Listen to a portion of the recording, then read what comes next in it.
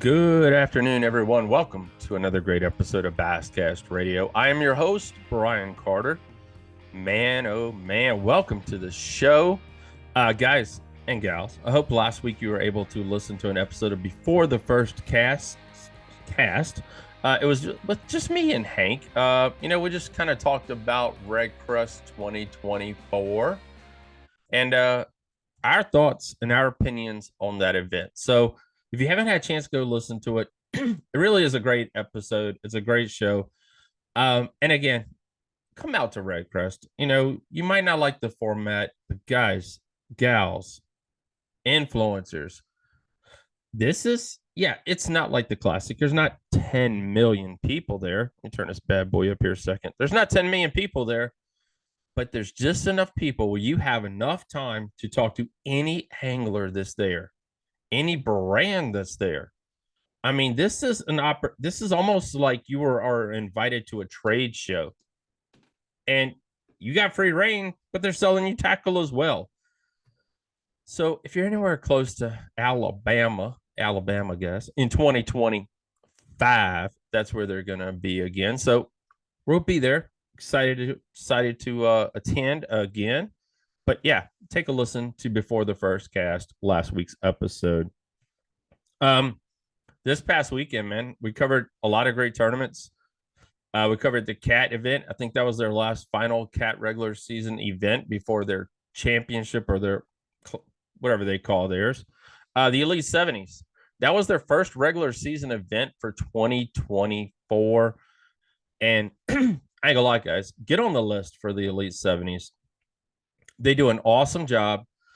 Everything is run. I mean, I even told Steve, they're a well-oiled machine. And they give it's cool because they give anglers a platform to fish. After it, they go live and they do so much stuff with social media, promoting, you name it. And it's not promoting Elite 70 because they're full. It's promoting the anglers themselves. So, like I said, if you can ever be a part of the Elite 70, get signed up. And they got that new trail this year where an individual angler fishes alone by himself. Be a part of that as well, because like I said, they do a great job. Got a great team working that.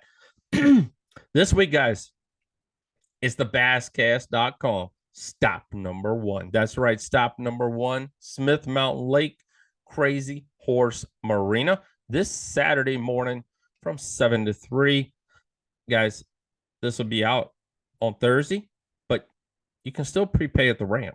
We always take your cash, but you got to fill out your release form for Saturday's event. And that can be done at the basscast.com 2024 schedule. Just click the link, scroll down, fill out the release. Takes you about 2 minutes to do it, literally 2 minutes. And it's mandatory. Everybody's got to do it. So enough of me tonight. We got a great show. We've got 2024 Kayak Bassmaster Champion. Guys, this dude's pretty much won it all. Pretty much. It's a couple things he's not fishing, so he told me he's been backed away from. But major events, holy cow. I mean, he wins more than I make out of a kayak. Did you guys hear that? Out of a kayak, not a 60,000. Not like we saw or heard at the Bassmaster Classic, a $200,000 bass boat. He might have $3,000 or $4,000 if based on the electronics on this kayak that he has. So, guys, tonight, Mr. Drew Gregory is on, and we're going to talk about his journey, and then we're going to talk about pre-practice and practicing out of a kayak leading up to an event. And hopefully this will help you. If you're a brand new kayak angler and you said, hey, I want to start fishing tournaments, but I know that there's some things that are different. You can put motors on kayaks now, but you still can't go 80 miles an hour across a daggone lake in a kayak. I think you're going to fall out. So you have to strategize, and you have to prepare. And we're going to talk about that tonight on Basscast Radio with Mr. Drew Gregory. All right, guys. 2024 Kayak Bassmaster Champion Drew Gregory in the house. Welcome, brother. Welcome back. Thanks, man. Yeah, it's pretty wild. Still, man, still can't believe you just said what you said, and that's true. I mean, it's one of those things like you dream of, and when it comes true, you almost just don't know how to feel. You almost don't have feelings. It's How, weird. It's gonna set in eventually. how does it feel, man? All them plaques, trophies, you name it, that you are surrounded with. Pretty soon, just gonna block your face. You just hide behind them. I mean, don't get me wrong. I love all of them, but I almost would just give them all up for just probably this one, the Bassmaster AOI and the championship, because I was always won a championship, never quite just got the job done at the biggest Right? event. That's our classic. You know what I mean? That's what Yeah. every elite angler says they want for a reason as well. I mean, they love the AOI as too. That's cool. But man, they just want one classic. You only get so many chances. There's only it's once a year. That was the deal with this one. So That's true just because you are right. You only get, one opportunity at the classic. And the angler of the year is really important because it shows that you put in the work throughout the whole entire year. yeah, and we're And consistent. Yep. and you are consistent. So I mean it's they're if you ask me, it's about the same. But either way, I Yeah. mean, congratulations on kicking butt again, dude. Thanks, man. Yeah, I can't wait to share more with you guys and all your fans and followers and listeners here. And hopefully, you guys can learn something from this show today and help you guys hold some trophies like this. Yes, and that's what we want to talk about tonight, guys. Like you said, you've become a hammer since you dropped, since you stepped away from YouTube and dedicated Mm-hmm. more time towards the tournament Right. side of bass fishing. And I thought tonight, guys, we'll talk maybe hit the classic a little bit, but the main thing is how you get to this point, Right. because guys, kayak angling is, for those who are, as Danielle calls, the glitter boat side, it's a lot different. I mean, you Mm-hmm. as I brought up earlier, you can't put a motor on your kayak. You still can't run 65 across the lake. I Right. mean, there's you can add the electronics. I mean, yes, a lot of the kayakers now, I've seen two monitors on some kayaks, and then I've seen Yep. none on some. So I mean, but I thought tonight we would dive into that and dive into your Yeah. journey on how you got here, man. Yeah. It's a pretty cool journey. I mean, if you think about it, kayak fishing tournaments didn't really become on a national level lucrative or big enough media coverage until probably somewhere around 2016, 17. I Mm-hmm. think Matt Ball won the first KBF national championship, and it sort of opened my eyes. He won it out of a kayak I designed for Jackson Kayak, the Kusa HD. So it sort of opened our eyes to, oh, Drew, at Jackson, they were like, maybe you need to be going to this event. It seems like it's a big event, lots of people there. This guy, Matt Ball wanted out of your kayak. And so I was like, yes, that's true. So next year I go and enter the open division. Most people, I mean, I'd fish some local club stuff, Right. and there was definitely local clubs already happening, but on a big national level, it wasn't quite, like it was probably on that around that year of KBF. But yeah, so fishing local, smaller stuff to begin with, just kind of what I'd recommend to most people. Join your local clubs. There's a local club here in Ohio, Kayak Anglers of Northeast Ohio. That would be if I was living here and I wasn't already obviously at the level I'm fishing at. Right. That's where I would start. I mean, there's no doubt about it. But then for me, it just kind of happened to where that was there, and I went and I entered the open division and whatever it was, 2018, and ended up in the top. I think I was 16th out of 350 people in that. And it Wow. obviously that qualified me for next year's championship, not the open division, but like the actual championship without Right. Right. Right. having to fish any of the other KBF Trail Series events. I'm already in the championship. So the next year I get like fifth place, and then next year I get second. I mean, same thing. But then at Yak Attack, John Hipster said, hey, maybe you should focus more on the tournaments instead of your show, Hooked on Wild Water show, because I think we can get a lot of value out of you fishing tournaments the way you're doing so good. This is no longer like some fluke, you know what I mean? Like you've Right. so I said that sounds cool, and eventually just kind of I fished let's see, qualified for the KBF FLW championship they had that last year of FLW. Mm-hmm. Did pretty good, made the stage there. can't remember. I think it was like 7th place or something, but it just kind of kept snowballing, and everything. But for you guys out there, I mean, I think starting locally is the way to go. Getting into some local tournaments, learn strategy, learn decision making, learn how to score the fish, taking your photos, Tourney X, learn all that stuff.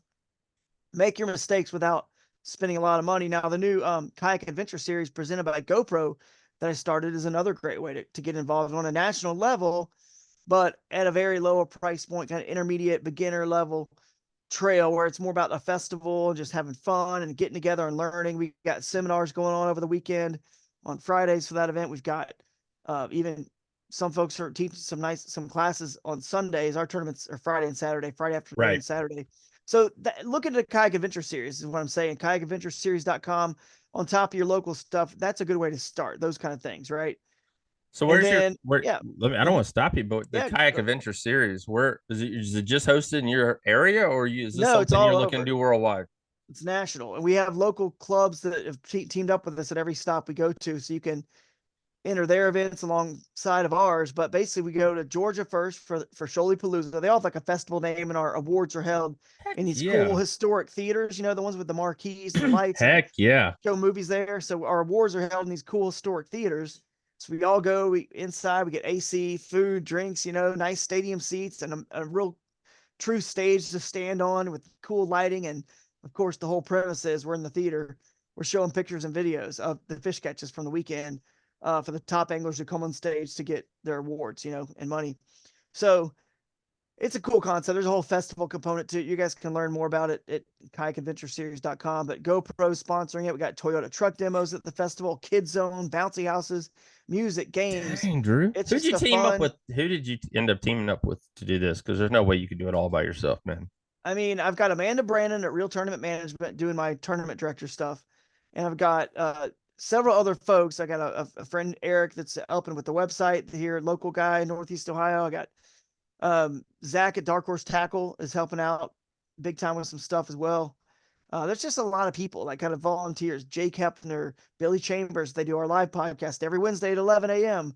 We have a Mm-hmm. live. We do every Wednesday 11, just pumping up the series, talking about the events. That's And then I awesome. do I do a lot. I mean, the truth is I definitely do like a vast, obviously majority of it, but it's there's only 6 events, so we want you guys to come out and have the biggest 6 parties around the whole country, for kayak fishing That's of awesome. the year. So it's going to be We a lot of will. fun. So, guys, after the show, we'll link this in our, in the Yeah. show description. That way, you guys can go check it out. A little while ago, you brought up, fishing small tournaments. We're breaking down the mental part of kayak fishing because, when you first get in, a lot of people aren't buying a Bixby $3,000 motor, and they're not spending. They just bought. Hopefully, I hope you did. I hope you spent at least 1,500 and bought you something that's comfortable that you can sit in and Right. maybe take a break, 1 or 2 breaks throughout the day. Mm-hmm. If you're over 50 like me, Yep. but how did you kind of build this whole thing about the mentality of fishing out of a kayak? I mean, and even for some people going from the boat side and coming back to a kayak side, it's different. I mean, it really is different sitting Yeah. on your butt casting. I mean, it's a lot of different components that go into this kayak fishing. Very different, and the strategy is a little bit different. But it's similar in a lot of ways too. Obviously you can't run wide open across the lake 75 miles an hour. So if you want to hit a couple spots, you got to do it a different way. You got to load back up and drive around, the lake to get to that second spot or third spot. That's the way you got to do it. Or you find as many good spots within, let's say, a motor or paddle, say, easy motor or paddle distance, a Right. mile, 2 miles away, or from that one ramp, and you just bounce to all those in a day. So you can still, because again, you're just competing against the people that are in the same watercraft you are. You're not competing against people in 250s. So if you want a milk run, do it. Because if anybody else, other people might say, oh, it's too much time, or I don't want to do it because it's a lot of work and effort to go a mile or two and then go another mile or two to a different spot. And like, that's an advantage you're gaining over them because they're Right. not willing to do it. And you're still competing against just them. No one's, like I How say, how do flying. So you how do you handle the time management deal? Because like you just said, you can get out if you want, Yeah. put your kayak in the back of the truck, you can run to a different ramp, and on some bodies of water, you might be running 30 minutes, and then you got to Yeah. Oh unload, yeah. get everything started. So you might kill I, 45 minutes you could. reloading there and hoping Yep. you found a great spot Yeah, during it all practice. comes to your yeah, during practice it all comes down to what you found. I mean, I've moved as far as an hour and a half in a tournament, like loaded up and drove like an hour and 15 minutes. And when you count the load up and load out time, it was like an hour and a half on Lake Champlain, which is obviously a long lake. And Right. went all the way from the north side to the south side during the tournament, just burning time. But it's because of what I found. I knew I was going somewhere that was, I thought based on my pre-fishing was worth it. So it just depends on how worth it. What happened at your first spot? Are you scrambling and need just fish, or did you smash them and you got 89 inches and now you have the luxury of almost practicing a little bit more and it's kind of like if you don't catch one there, it's no big deal, but at least you learn something about the second spot you move Right. to or the third spot, and now you can cross it off for day two if of a 2 day tournament, obviously, Yeah. or not. So it just depends on what you found in pre-fishing, and it just takes experience. It takes time doing it, making some mistakes in order to learn from those mistakes. That's why I say start local, start at Kayak Adventure Series, So somewhere where what's it's not going to. what's a pre-practice tip that you can give somebody? Like I said, I mean, I understand. Okay, Mm, Drew, this is kind of like your living, pretty right. much. So I mean, if Yep. you're a 9 to 5er that has a job, gets off on Friday and goes fishes a tournament that might be 8 hours away, Right. because a lot of the bigger tournaments now, the club stuff, yes, it's in your backyard. Hopefully, it's maybe a bottle of water if you and your Right. buddies have been to fish. But if you're going to travel, let's say you take off Friday, you're going to travel all day Thursday. Friday is going to be your practice, and then Saturday and Sunday the tournament. Give us a way to break that Yeah. whole thing down, man. I mean, what do you Yeah, do? sure. If you got one day, I mean, you definitely want to narrow it down as much as possible in your pre-tournament like prep online. Okay, so in the hard part that you just would never have time to explain it all is I only know what to do because of I mean, a lifetime of bass fishing. I mean, it's all up here in my head. It's like AI, right? AI scours the whole internet and knows about everything. It's all Yes. knowing everything that's ever been written about a subject, and it spits out an answer for you, right, based on what it's found. My brain is kind of like that with bass fishing. It's compiled it all, so I know how to spit out an answer that will give me the best odds to do well in that tournament. It doesn't always mean it works out. You got to execute. You make bad decisions. Things change. Whatever. But I have a very high odds of having a pretty good floor on the tournaments, right? The events, which is kind of what I think I'm known for. AOI titles, right? And my Mm-hmm. average finish is like about ninth or 10th place out of 100 people. I'm usually my average over all my 60 national tournaments is finishing ninth or 10th. So that's pretty darn good, obviously. So But it's you hard. I you can't get into all practice the for hours probably before an event, don't you? I mean, do you I spend practice. I usually couple spend a days on the lake before the first couple. before? Usually, I like to have 2.5 days for this big championship. I gave myself 3.5 days. I only used a half day of actual. I mean, well, that's not true. I used a half day in the section that was I was going to get to. Then I went further upstream, and I can explain more later about what I did to some water that was I was never going to even fish in the tournament. It was so far up the river, just to learn how to catch fish in that river, but not burning my fish that were Right, in my right, right. section. But anyway, the for what you got to do is narrow it down. So a few ways to narrow it down.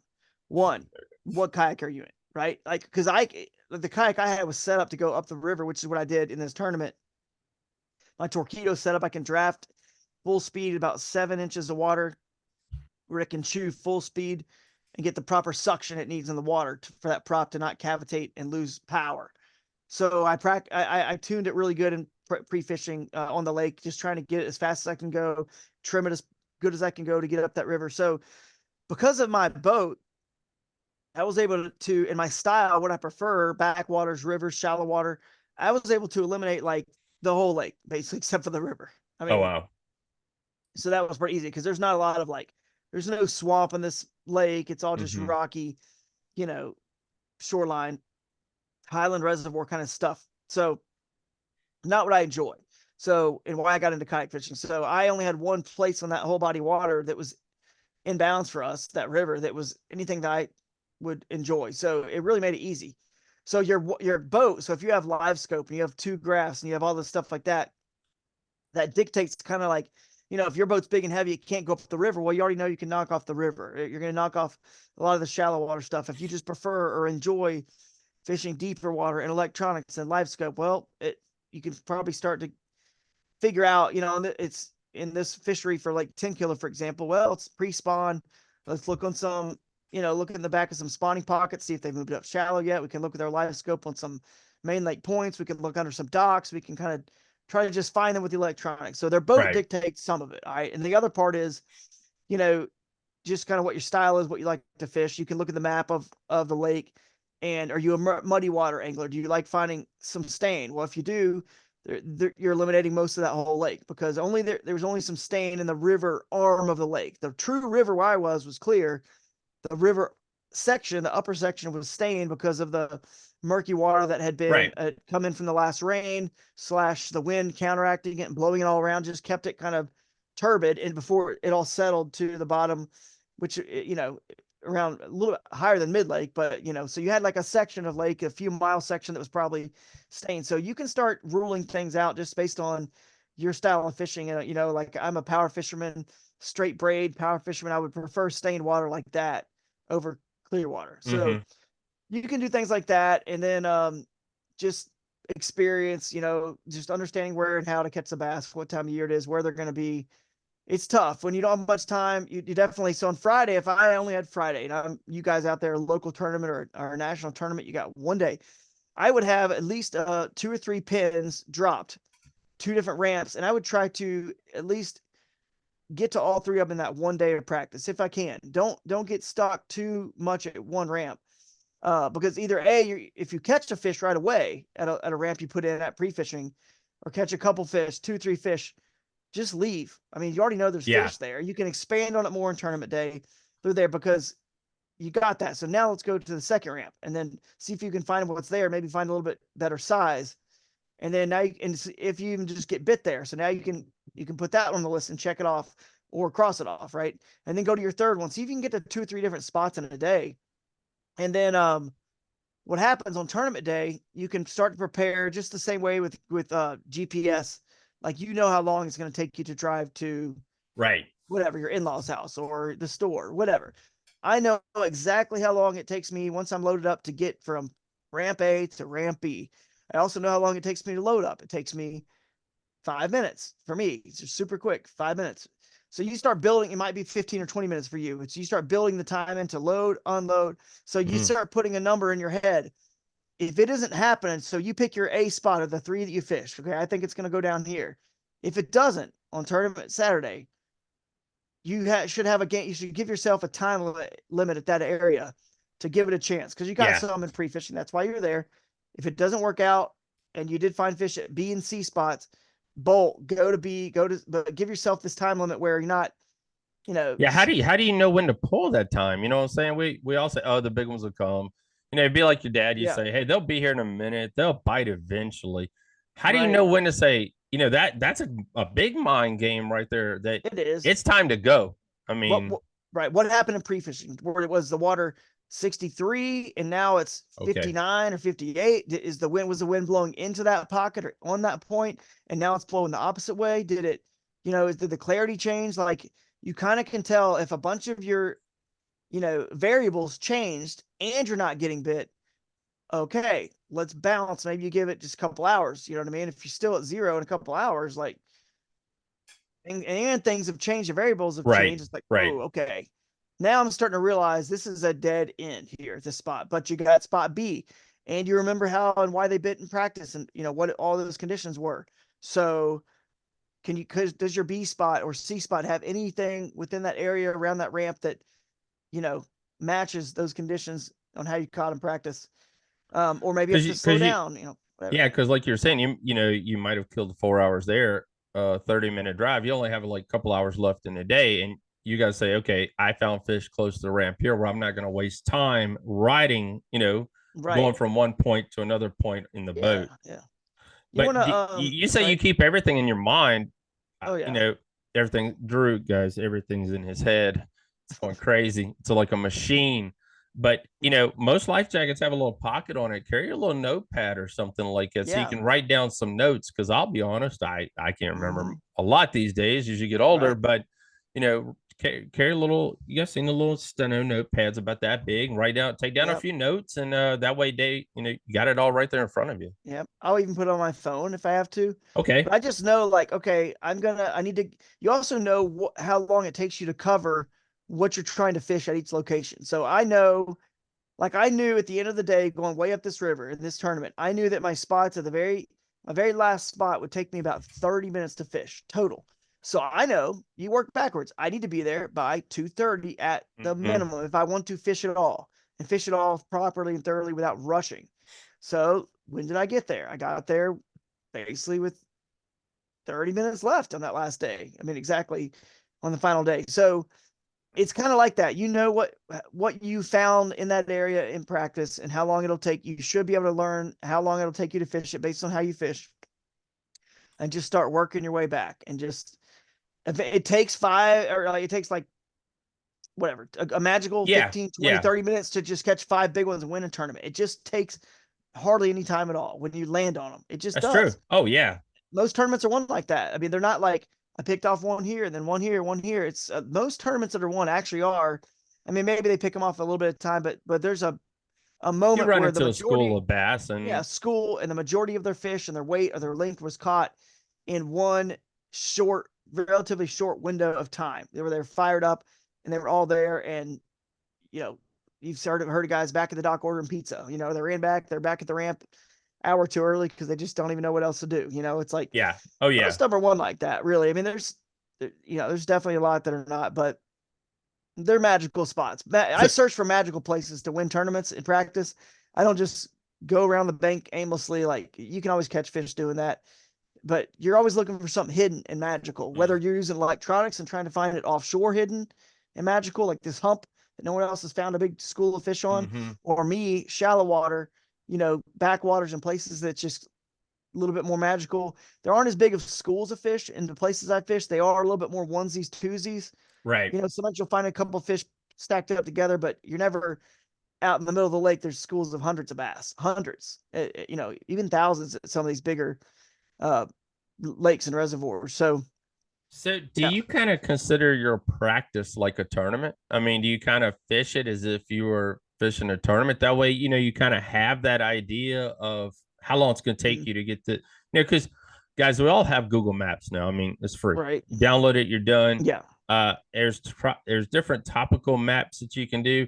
I mean, even Lawrence has a app that you can download to your mobile phone, and I'll it's shout free. out. Yeah, Omnia app is the greatest thing you can buy. It's Yeah, 40. It's lower than the price of some of these other apps you're talking about, but you get the navionics with it, and you get right. the wind direction. You get the water temperature. You Yep. get the river gauges. You get all that information in one app on the Omnia app. It's a really good app. So I Yeah, I highly didn't even recommend bring that that. one up. You brought that one up Yeah, for me, but yeah, it's good. there's apps out there to do it. So you've already pretty broke down the location that you're going to. So like I said, do you kind of Fish it like a tournament fish it like a practice. tournament? Yeah, Well, yes and no. The yes part is I it's like about time management and being efficient in practice, because a tournament is all about being efficient and not wasting time, right? right, And so is, like, some people say, oh, well, did you weigh that fish and how much did it weigh? And it's like, bro, I'm fishing a tournament. I'm not going to stop and weigh my fish. I mean, it doesn't take very long, but that's two casts. right. And then if you do something else that took time, no, how do I eat? I eat a Campbell's chunky soup. I crack it and I drink it as I'm driving to somewhere else. You know what I mean? Motoring to some other spot. I mean, I'm not wasting time in any way, because I might need those casts to potentially, catch a fish that can matter. So And it's bring all home about a being trophy. efficient. So yeah, the pre-fishing to me is the same thing. I'm not wasting time. I'm being as efficient as possible to assess what I need to assess. And I also, speaking of how long, we know how long it takes from get to point A to point B on Google Maps. You know how fast your motor or your pedal drive, your paddle, you know how fast you can go.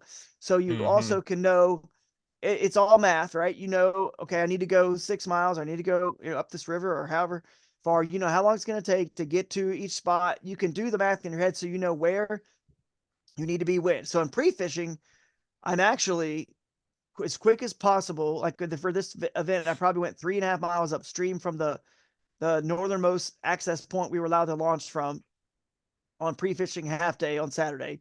Caught 92 inches, had a good day. Excuse me. I said, okay, I don't need to catch any more fish in this river. They're in the river. I don't need to catch them.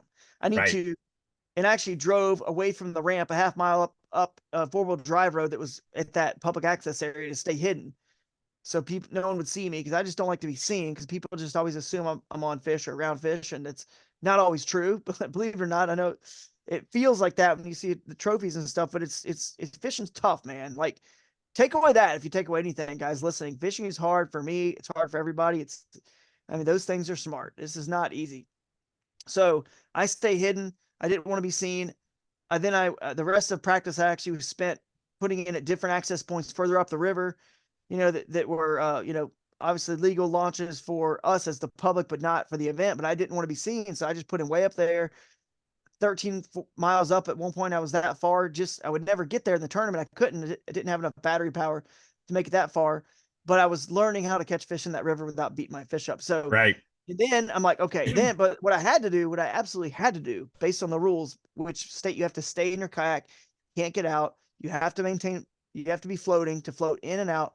I floated down one day from one access to that top point, the 3.5 miles up that I got. Mm-hmm. I floated down to that, and then I motored all the way back up. And then the next day I went to where I motored there up further. So now I've completed the whole thing. Like I said, 13 miles. I knew I could go up 13 miles and stay legal for the tournament. So I was doing all that, assessing as fast as possible, learning how to catch them as fast as possible, knowing that I wasn't burning my own fish up, and again, I treat it like a tournament in that sense. Right. But I don't treat it like a tournament in the sense that I'm not really doing fishing the same thing from the same launch and like practicing the exact run I'm going to do. But I have all the math. I know where I'm going to start first. It's whatever it was, 2.5 miles up or 3. It was somewhere around there. I can't remember exactly, but it was okay. I'm going to go for 30 minutes. They give you 30 minutes of time, which is another good tip, guys.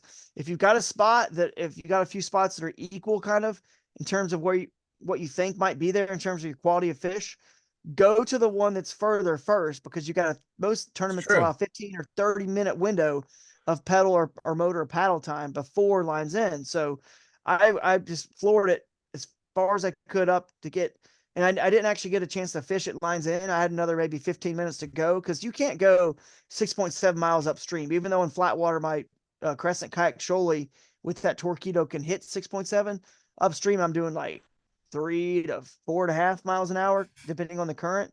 Yeah. So I got as far as I could, but I'd still, even though it was lines in time, I didn't care. I was just going to the spot that I wanted to start on first.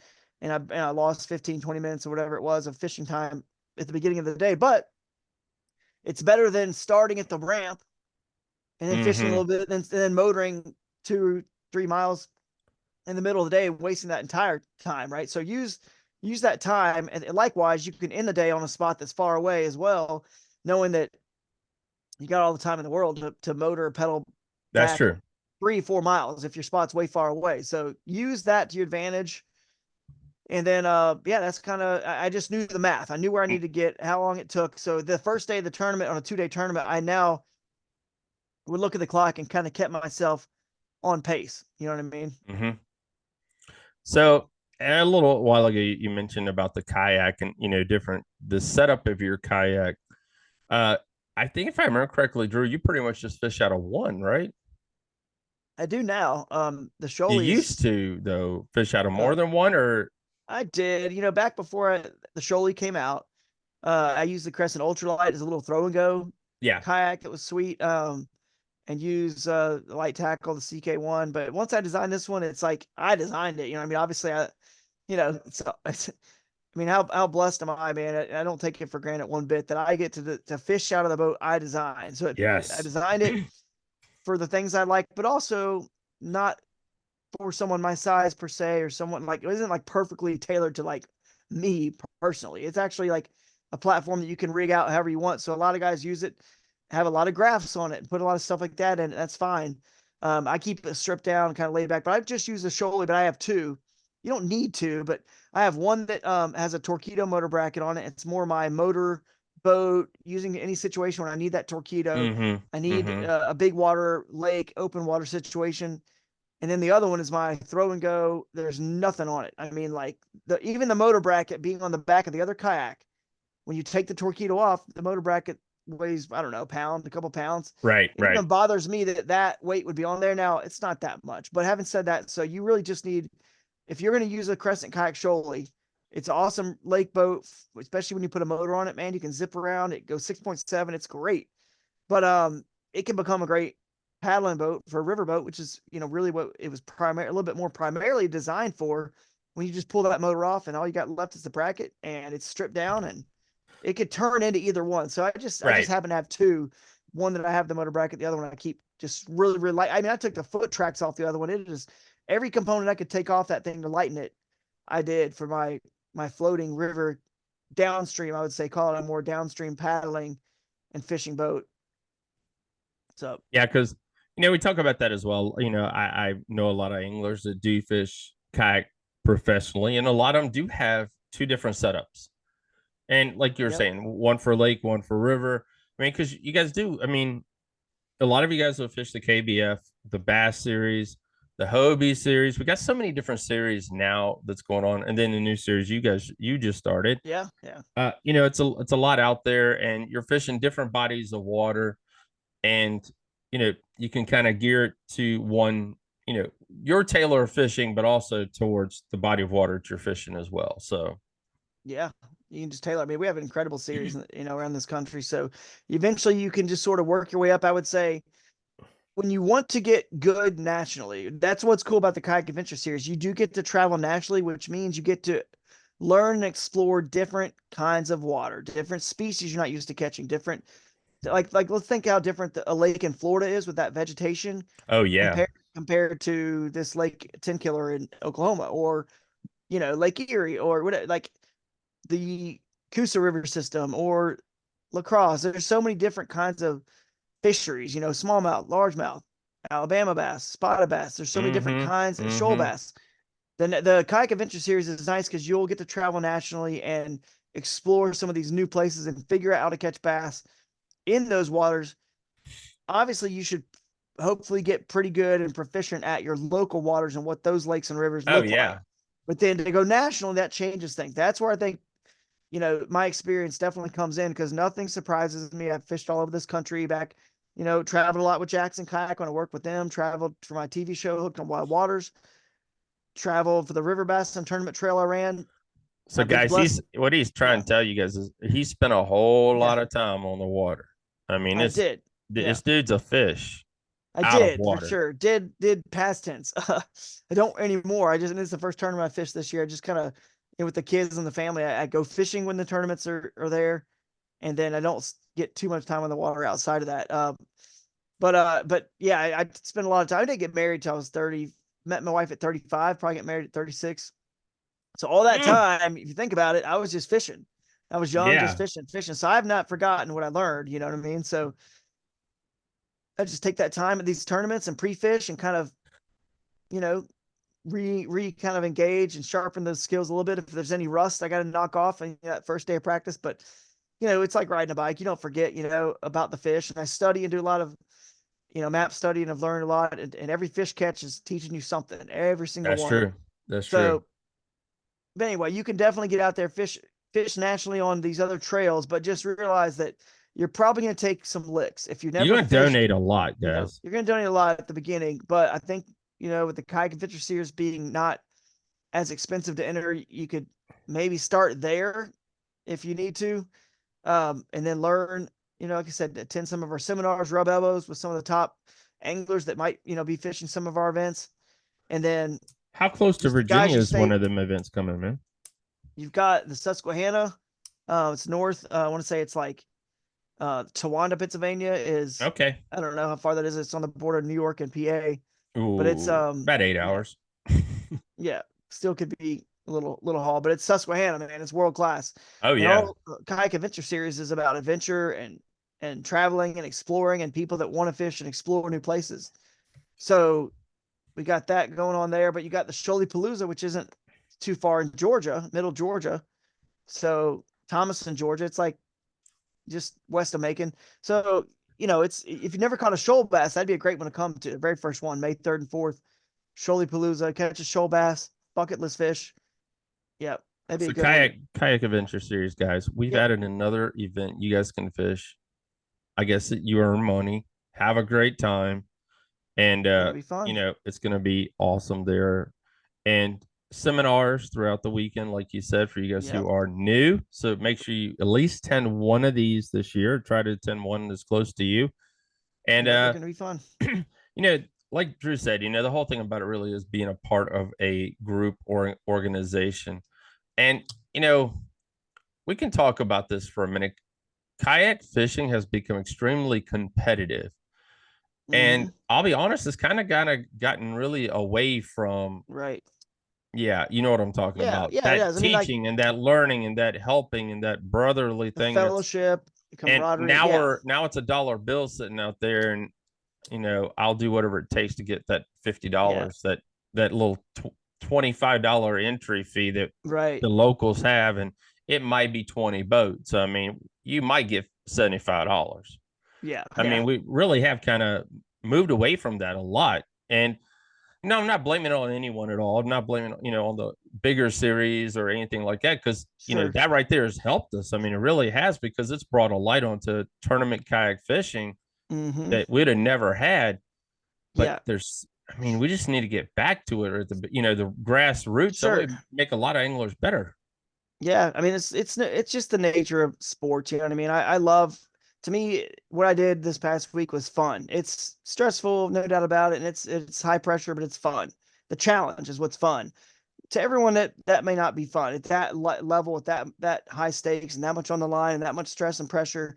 So every sport needs both. You need the PGA Tour, but you need your local Wednesday Right. night golf club, just fun tournaments, little scrambles, and you need all that. So, and if you're a PGA Tour player, they're not out partying until 1, 2 in the morning. And when they got a No. tea time, it's their job, it's a profession. And so we're getting to the point where this is turning into people's jobs and their professions at the highest level, like the Bassmaster Elite Series Yep. and Major League Fishing. And there's still a brotherhood, there's camaraderie, there's no doubt about it. But the dynamic does change when it becomes like, okay, now this is how I'm putting food on the table for my family.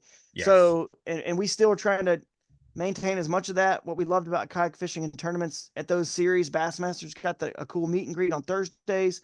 There's a lot of the guys still maintain that those qualities, whether you stay with at the Airbnbs and Yeah. the cabins and stuff that you get together, the fellowship there, it's tremendous. This here is just more along the lines of the boondoggles, the Kayak Adventure Series that we used to do, and things like that, that were just Mm-hmm. get-togethers. Let's fish, have fun. And there's a two-man team division. There's a 5 smallest bass division, the micro bag, where you can catch 5 smallest bass, a minimum of 5 inches. So there's things like that happening. The top females awarded, the top youth gets a kayak. I mean, there's a lot of just other fun stuff happening, which kind of gives it that laid back feel that I think helps some people get kind of started, and they can maybe move up to that other stuff. How do you handle the stress, man? How do you, Oh handle this man. week? I mean, for you guys all know that I've brought up on here many a times what goes into it. And we've interviewed a lot of different anglers from, that some of the guys that qualified through the Bass Nation series moved up through, and now they're at a Bassmaster Yeah. Classic. They got a camera in their Yeah. face for the first time.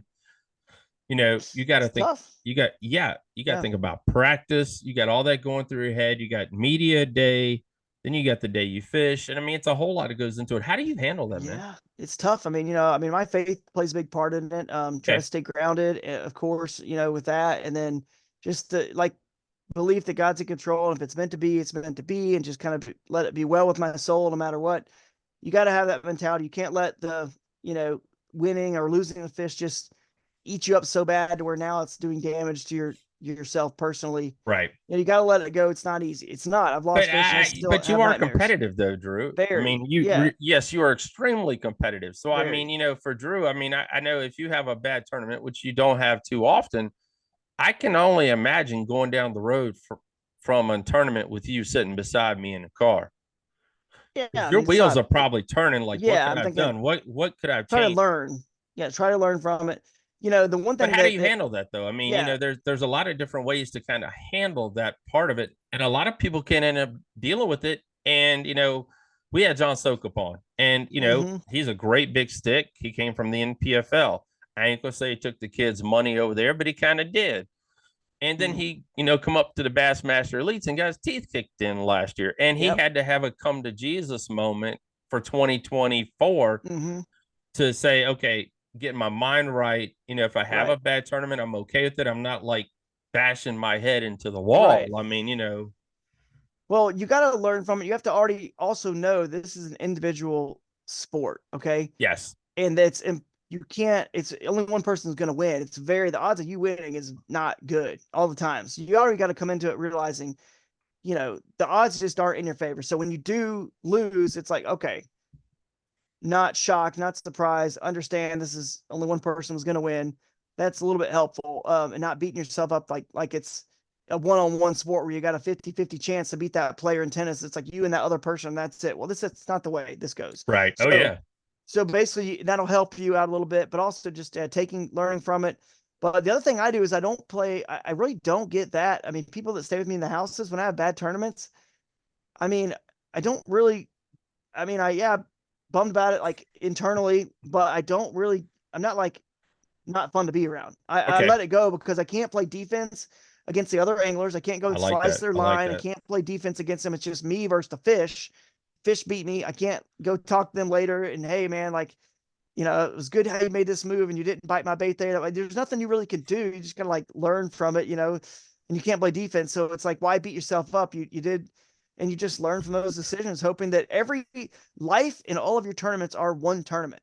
That's what people have to realize. It's all one big tournament in the sense that as long as you're learning from all the mistakes, that because all these trophies here are the sum of a bunch of mistakes and learning in one big tournament. Mm. If you think about it like that, guys, Preach it, changes brother. things. Yeah, that'll Preach change it, things on brother. your That's mentality that's awesome.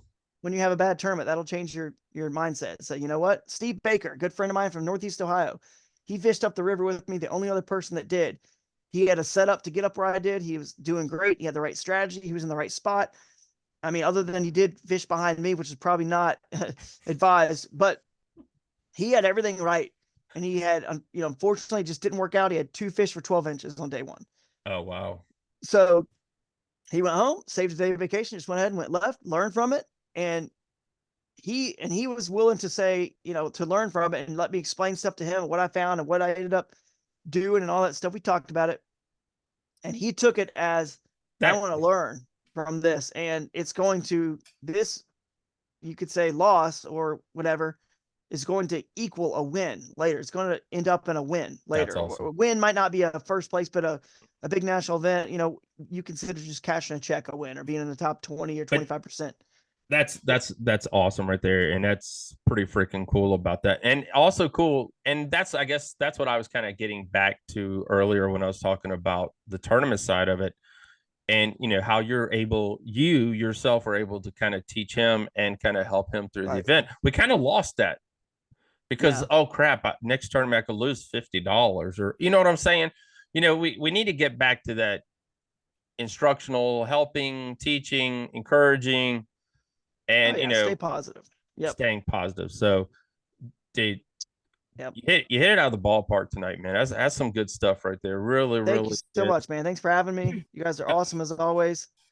I And got one last question before we let you go, man. yes, sir. 2024 Bassmaster Kayak Champions, something that can never, the money will be gone in weeks because you got a Yeah. family, Darn right.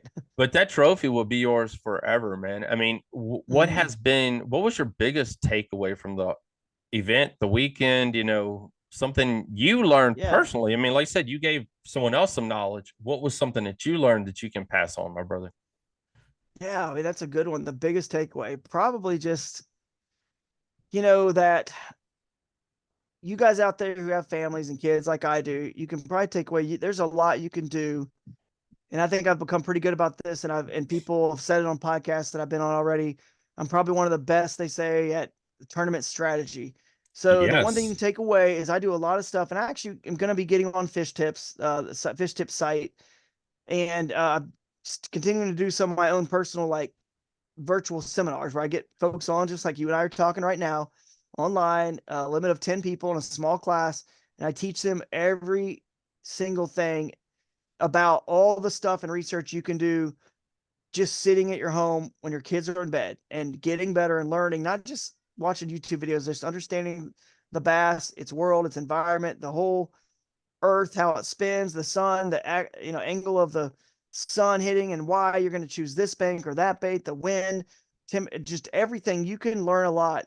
River gauges, Google Earth Pro. There's so much you can do to learn and strategize and hopefully gain a little bit of a leg up on some other guys who maybe have more time on the water than you. And because I don't fish a lot anymore, but the strategy is kind of where I've learned to kind of get a little bit of a bump up. Now I'm giving away a lot of stuff, going on podcasts, telling people a lot of my strategies, and that's fine. But it comes Guys, with that's winning. But cool. I mean, because yeah, there's a lot of guys out there, it's pretty cool. I think it's awesome because and a lot of guys fish tournaments, yeah, a lot of guys guide, and a lot of guys do all. I'm not going to tell you my spot. I don't. I actually had someone from work who took a guide trip, and the guy wouldn't even let him take a photo of his fish because there's an area he fished during a tournament. I mean, I mean, yeah, that's like I'd ask for my where money you want to back. be. That's me, period. But I'm Yeah, sorry. You're either doing one or the other. You're making money right, off me or you're making money tournament fishing. But exactly. sorry, that's Yep. just me. But guys, make sure you And check out the classes. yeah, It's pretty absolutely. The awesome. takeaway I will say, that one, if I want to say one other thing, was just that one takeaway was that you don't, if I don't necessarily need electronics. I haven't used live scope yet and broken down. So one thing was like, I'm gonna keep being me and doing why I got into kayak fishing, fishing in wild places until I see that I need those electronics, like actually need them to compete. Then I'm not gonna get into that game because why it's not broke, don't fix it sort of thing, and that's what I'm gonna do. And then if for some reason you actually need that stuff to 100% win, and I can never fish this way, which is why I enjoy kayak fishing, why I got into it, then I'm just not going to fish tournaments. I'm still just going to go kayak fish the wild stuff because my love for fishing wild places and why I got into kayak fishing trumps my love for competition. So if I can't do that in competition anymore, then I'm out. So anyway, that's one main thing I think I can take away is I'm glad I get to still fish the way I like to fish, That's and awesome. not break down and have to do the electronics yet. So Drew Gregory, everyone, man, I really appreciate you coming on tonight. Thank you so much, guys. This dude's thanks, awesome. guys. I mean, if you want, it doesn't matter if you fish out of a boat, a kayak, bank fish. This man has done it all. Make sure you check him out. Check out the Kayak Adventure Series, Yeah, Kayak correct? Adventure Series. Yep. .com. KayakAdventureSeries.com. Yep. Head on over and check that out as well. Get signed up for an event. It's probably going to be one heck of a party. So, I Oh, dude, mean, the first 100 anglers get $100 worth of sponsors products in a bag. First 100 anglers that enter. That's pretty awesome right there. So you basically almost get your money back from the individual wow. division. So team division is only $75 a piece. So $150 total, $75 a piece between you and your partner. So come on, see us, guys. Thanks for having me on. All right, guys, you heard it here. Guys, Drew Gregory, appreciate you coming on. We're going to be right back, everyone. All right, everybody. Drew Gregory, man. Dude is a stick, man. I appreciate everyone watching this episode or listening. It doesn't matter. But man's got it dialed in. And yes, he had a TV show and he's had a different parts. And this has been his living for quite a while. But just to, like you said, his ability to break down bodies of water. And that's it. I mean, we talk about the difference between the pros and the Joes, and we really have, and that's probably one of the biggest things about it is being able to break down a body of water, and it's so much harder in a kayak because you only have so many hours. I mean, a bass boat, heck, you can be halfway across. I ain't gonna say halfway across. You can be pretty far across most lakes in like an hour running 65, 70 miles an hour. Some of these 250s run these days. But I mean, it's a lot of strategy. It's a lot of mental aspect goes into it. And I'll be honest, guys, if Drew got into a bass boat, I could only imagine him being at every Bassmaster Classic just because of his knowledge that he has of water. Like you said, fish behavior, moon phases. I mean, it's so much that goes into this world of bass fishing. We're all learning each and every day, and we hope Drew has helped you learn. So, guys, as you can tell, it's just me tonight. Geeks Out on the Water, recording video. So, guys, check out Bass Geeks channel. Last but not least, man, we've got a Patreon here going for Basscast Radio, and you guys heard me before. I'll put the link in the show notes. That we're trying to raise money to go ad free. This thing costs money. Yes, it does cost money. It's not free, but we love doing it. We love being a part of it. And if you guys want to be ad free, we need at least 30 people. You heard me. 30 people to sign up at $5 a month. So click the Patreon button. It's only $5. You guys waste $5 a month on stupid stuff. Help support Basscast Radio. Really appreciate you. And again, as always, thank you for checking us out. Hit the follow button on YouTube and leave us a comment wherever you listen. So have a great night, everyone. We'll be back next week with another great guest right here on Basscast Radio.